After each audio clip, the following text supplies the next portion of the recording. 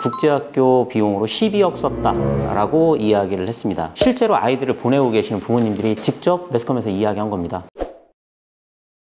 유튜브 영상에 주제가 하나 뜨는 게 있더라고요. 그게 국제학교 관련된 영상이었는데, 국제학교 하면은 제일 유명한 분이 있어요. 유명한 연예인 현영님 아실 거예요. 그분이 자녀들을 국제학교 보내고 계시고, 그래서 거기에서 이제 국제학교에 대한 여러 가지 그 컨텐츠를 많이 다루고 계시는데, 그 주제가 뭐였냐면 국제학교 비용으로 12억 썼다라고 이야기를 했습니다. 그리고 얼마 전에 그 제주 국제학교를 보내는 초등학생 자녀 부모님이 매스컴에 나와서 이야기를 하는 거를 봤었는데, 실제로 1년에 들어가는 비용은 한 아이당 1억 이상씩 들어간다고 이야기를 합니다. 그리고 저희 학원에도 여름방학 때 그 제주국제학교에 다니는 학생이 와서 영어 공부를 잠깐 하고 갔어요. 이 아이들을 보면서 진짜 거기가 좋은가 보다 라고 생각을 했어요.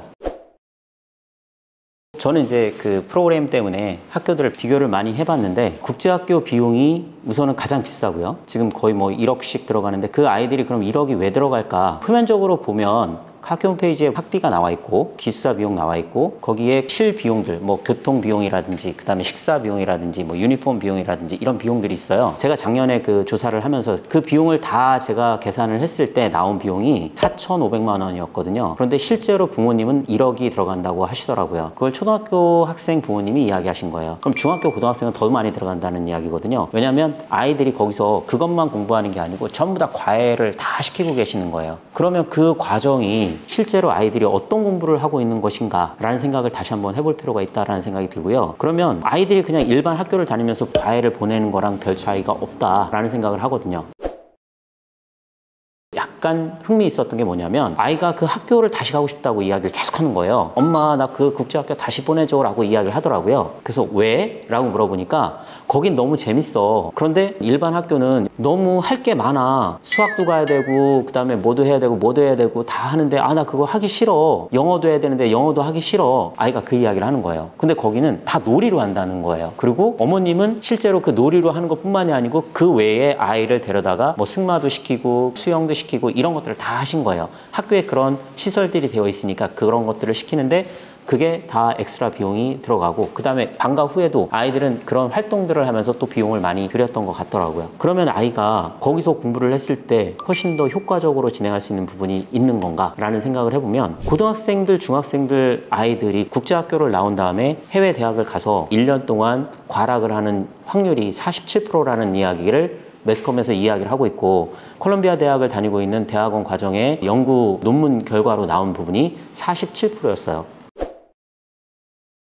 저희 본부에서 전체 62개 글로벌 기업 대표들 다 웨비나를 했는데요. 거기 첫 번째 그 기사가 나온 게 뭐냐면 BBC, 그 다음에 해외 기관들에서 나온 겁니다. 그 대학에 입학한 외국 학생들이 문제가 너무 심각하다라는 주제였어요. 근데 그 주제가 뭐였냐면, 어떤 부분이 심각한데 아이들이 언어가 안 된다는 거예요. 대학을 입학할 조건이 돼서 아이들이 대학을 입학을 했는데 영어 조건이 안 맞는다. 아이들이 수업을 따라가지 못한다 라는 게 이번에 기사 나온 겁니다. 시험을 보기 위한 조건의 어떤 그 스킬을 가지고 진행을 했을 때 아이들은 별로 영어가 늘지 않는다. 그거를 기본기를 쌓아가지고 그 영어 실력이 늘어야 그래야 아이가 그 영어를 쓸 수 있다는 거죠. 그 다음에 또 하나 여기서 포인트가 뭐냐면, 아이들이 국제학교를 다니거나 아니면 특목고, 자사고를 다니거나 여기서 아이들이 공부를 하고 있는데, 혼자 스스로 모든 것들을 자기가 준비를 해갖고 가면서 본인 실력을 충분히 만들어냈느냐라는 부분인데,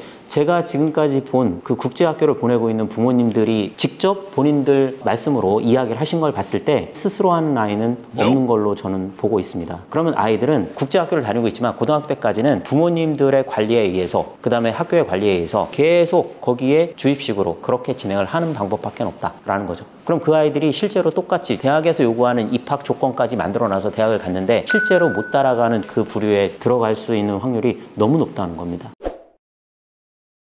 저희 과정은 아이들이 모든 것들을 스스로 할 수 있게 진행을 하고, 그래서 영어 조건도 저희가 충분히 돼 있는 아이들을 선발을 하는 겁니다. 선발을 하고 아이들이 공부를 시작을 하면 아이들이 공부를 스스로 할 수 있는 자기 주도 학습을 계속 만들어줍니다. 이거는 캐나다에 있는 프로그램이 똑같이 진행되는 거예요. 그 캐나다에 있는 학교의 프로그램은 뭐냐면, 아이가 창의적이고 아이가 자기주도로 할 수 있게끔 만들고 협업을 하게 만들고, 그 다음에 아이가 고차원적 어떤 문제가 나왔을 때 그 문제를 해결할 수 있는 능력을 아이한테 계속 훈련시키는 과정으로 되어 있거든요. 이 부분이 왜 해외에 있는 고등학교, 예를 들어 캐나다, 미국, 영국, 뉴질랜드 이런 곳에서 왜 그 프로그램이 진행되냐 하면 걔네는 대학에서 수업이 그렇게 돌아가기 때문에 대학에서 수업을 따라갈 수 있는 조건을 아이들이 고등학교 때 훈련을 시켜주는 과정이에요. 자기 스스로 뭔가를 만들어낼 수 있는 과정을 만들어준다. 그래서 저희 프로그램은 그대로 진행이 되는 건데 한국의 국제학교는 그렇지 않다라는 겁니다.